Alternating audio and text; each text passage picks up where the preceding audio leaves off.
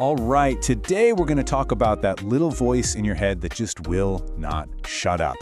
We're diving into a really powerful strategy called the Anti-Overthinking Method. It's designed to help you break free from that endless analysis paralysis loop and finally start taking action.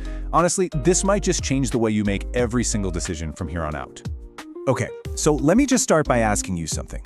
Have you ever noticed something kinda strange about how your own brain works? You know, a little quirk that always seems to get in its own way. Well, it's this incredibly frustrating paradox, right? You've got a problem, so you try to think your way through it. But it seems like the more you think, the more tangled and complicated and messy it all gets. What should be a simple decision suddenly just explodes into like 20 different possibilities. And that's when the questions start bubbling up. That little voice kicks in with, what if this goes completely wrong? What if people judge me for this? What if I make the absolute wrong choice? And suddenly your mind is just churning through these endless anxious scenarios, and each one feels worse than the last. And before you even realize what's happened, you've completely stopped moving forward. You're not problem solving anymore, you're just stuck. You're trapped in the labyrinth of your own thoughts. So this brings us to our first big idea, what we'll call the overthinking trap. And spoiler alert, trying to think your way out of it is exactly the wrong way to go about it. Now, this is super important. Overthinking is not some quirky personality trait, and it is definitely not a sign that you're extra smart or thorough. It's a trap, plain and simple. It's like a thief that quietly robs you of your time, your confidence, and your opportunities, one what if at a time. Okay, so why? Why do our brains even do this? Well, it pretty much all comes down to what you could call your brain's survival glitch. It's basically an ancient piece of programming that's causing some very modern problems. You have to get this one fundamental truth. Your brain's #1 job isn't to make you happy. It's to keep you alive. Its entire design is rooted in survival. And this just nails the problem perfectly. Thousands of years ago, that survival instinct was busy analyzing real threats, like predators. Is that a lion in the bushes? Today, that exact same high-stakes, life-or-death mental energy is being spent on things like what to text back or whether you said something awkward in a meeting. It's a total mismatch, like using a supercomputer to decide what to have for lunch.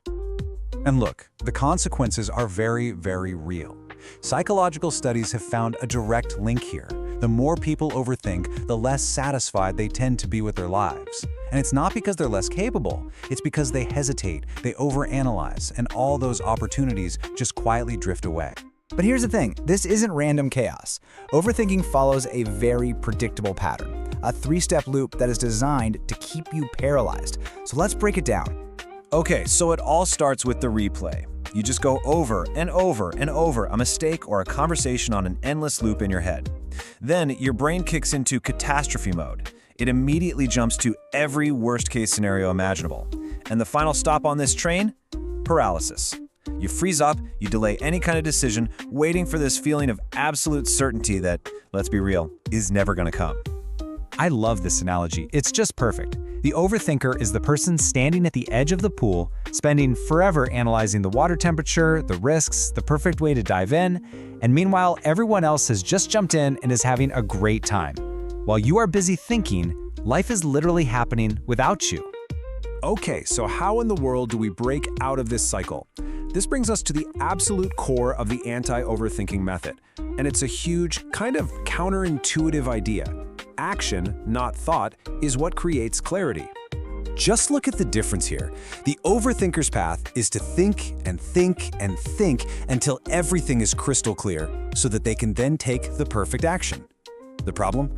They almost always get stuck at step 1. This method, it completely flips that script on its head. You take a small, even an imperfect action first. That action gives you real-world feedback, and that feedback is what brings you clarity. Okay, that sounds great, but how do you actually force yourself to take that first step when your brain is screaming at you to wait? Well, there's this brilliant, super simple technique for this, known as the 5-second rule. The second you feel that hesitation creeping in, the moment you start to overthink, you have to interrupt that pattern. You just start a countdown in your head.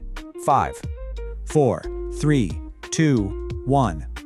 The whole goal here is to physically move before your brain has a chance to come up with a million reasons why you shouldn't. You've got to act before it can talk you out of it.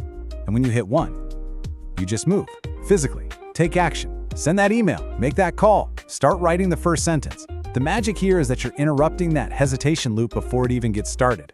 See, overthinking needs time to take root, and the 5-second rule just doesn't give it any. Okay, but there is one last big boss we need to talk about, because it's probably the biggest obstacle of all. And that's the perfection trap. And you have got to understand this. That desire for the perfect plan, the perfect moment, the perfect outcome, I mean, it sounds so noble, doesn't it? I just have high standards. But really, it's not. It's usually just fear. Fear of failure, fear of being judged, fear of making a mistake, all cleverly disguised as high standards. This classic experiment proves the point perfectly. A photography teacher split his class into 2 groups. He told Group A they would be graded on producing just one single perfect photo. He told Group B they'd be graded on the sheer quantity of photos they took, 100 of them. So any guesses which group ended up producing the single best photograph? Yep, it was Group B. Why? Because they didn't have the pressure of perfection. They just took action, they learned, they made mistakes, and they improved with every single shot. So the whole game is to change the question you're asking yourself. You have to consciously shift your focus away from that paralyzing what if and onto this simple, powerful question. What's the next small action I can take? Not the perfect step, not the end goal, just what's next. Because at the end of the day, confidence isn't something you can think your way into. It's something you have to act your way into. So the real question isn't, does this method work? The question